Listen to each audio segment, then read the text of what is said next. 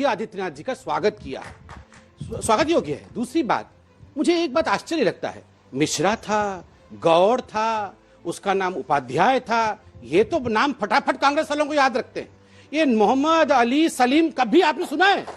सब हिंदू भाइयों को जय श्री राम। कृपया कमेंट में अपने अपने विचार प्रस्तुत करें और चैनल को सब्सक्राइब कर दें।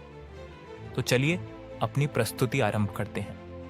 एक सख्त लॉ एंड ऑर्डर हम पालन कराते हैं। अगर कोई पत्थरबाजी करेगा तो उस पर बुलडोजर चलेगा, उसके खिलाफ कार्रवाई होगी। ये सरकार सुनिश्चित कर रही है और क्या वही संदेश आप उस बयान में भी देखती? सुप्रिया जी।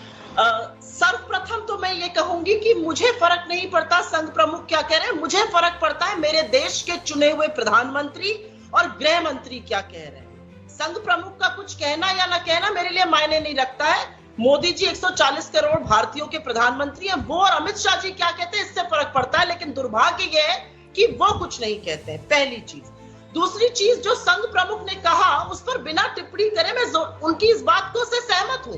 जो हिंसा फैलाएगा वो इस देश के खिलाफ साजिश कर रहा है और यही साजिश अयोध्या में 9 लोगों ने मिलकर रची। और ये हिंदू मुसलमान की बात नहीं है।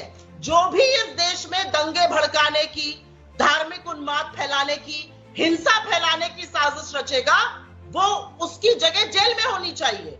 आपको पता है अयोध्या में क्या हुआ? मैं अपने डिस्ट्रिक्ट महाराजगंज में हूं, बहुत ही कम दूरी पर 150 किलोमीटर से दूर पर यहाँ पे अयोध्या है।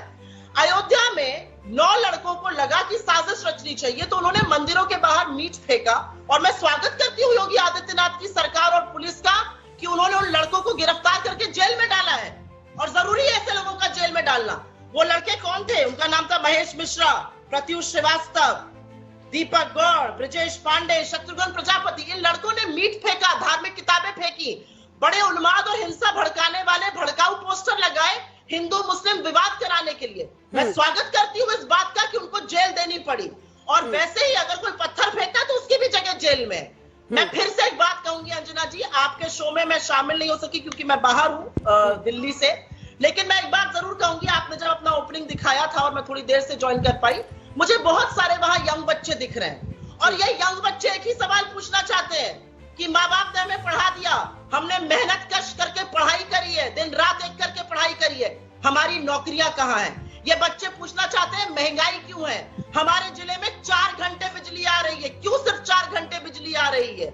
क्यों सबको डीजल इन्वर्टर इस तरह से काम चलाना पड़ा और जिनके पास नहीं है वो इस भीषण गर्मी में, तपती गर्मी में बिना बिजली के रह रहे हैं? ये सवाल पूछना चाहती है जनता। जनता चाहती है नौकरी की बात हो, महंगाई की बात हो, पेट्रोल डीजल की बात हो। लेकिन जब बच्चे ये सवाल पूछना चाहते हैं, 1 मिनट, जब बच्चे ये सवाल पूछना चाहते हैं तो देश के चुने हुए प्रधानमंत्री ठीकरा राज्यों पर फोड़ देते हैं। तो प्रधानमंत्री महोदय को और भाजपा को क्यों सत्ता में बिठाया गया है? ठीक, अभी बदत है भाई, अभी बदत है। जवाब दीजिए, फिर उसके बाद मिश्रा जी का कमेंट लेकर आप लोगों के सवाल लेंगे। देखिए, मैं बड़े ध्यान से अभी अपनी बहन को कांग्रेस पार्टी से सुन रहा था। उन्होंने सब कुछ स्वागत ही किया है। इन्होंने स्वागत किया संघ प्रमुख जी का कि बिल्कुल जेल भेजना चाहिए जो लोग पत्थरबाजी करते हैं। और सबसे बड़ी बात है, मैं भी स्वागत करता हूं कि इन्होंने योगी आदित्यनाथ जी का स्वागत किया है, स्वागत योग्य है। दूसरी बात, मुझे एक बात आश्चर्य लगता है, मिश्रा था, गौड़ था, उसका नाम उपाध्याय था, ये तो नाम फटाफट कांग्रेस वालों को याद रखते हैं। ये मोहम्मद अली सलीम कभी आपने सुना है? पत्थरबाज कभी आपने सुना है कि कागज में ऐसे लिख के कांग्रेस के प्रवक्ता पता है कौन फेंक रहा था पत्थर? उसका नाम मोहम्मद था, उसका नाम अली था, उसका नाम सलीम था? नहीं। जैसे उपाध्याय, मिश्रा और गौड़ किसी कोने में पकड़े, मिश्रा, उपाध्याय, गौड़ पकड़े गए, वैसे योगी आदित्यनाथ जी ने मिश्रा, उपाध्याय और गौड़ को भी नहीं छोड़ा ना, जेल भेज दिया। तीसरी बात, इन्होंने कहा कि मुझे कोई फर्क नहीं पड़ता है कि संघ प्रमुख क्या बोलते हैं। सबसे ज्यादा संघ प्रमुख जी का नाम, सबसे ज्यादा आरएसएस का नाम जितनी बार हम लोगों ने नहीं लिया होगा, विदेश और देश में घूम घूम के राहुल गांधी ने लिया है। संघ इज इक्वल टू बोको हराम, संघ इज इक्वल टू आईएसआईएस, संघ इज इक्वल टू आतंकवाद।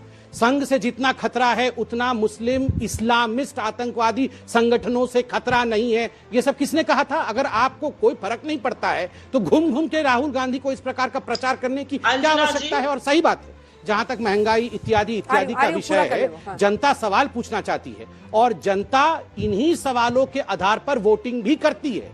कोई बहुत बड़ा समय नहीं बीता है, अभी 3 महीने पहले ही चुनाव हुए हैं, नतीजे आए हैं 5 राज्यों के, और जनता ने क्या दिखाया है कांग्रेस पार्टी को? ये दिखाया है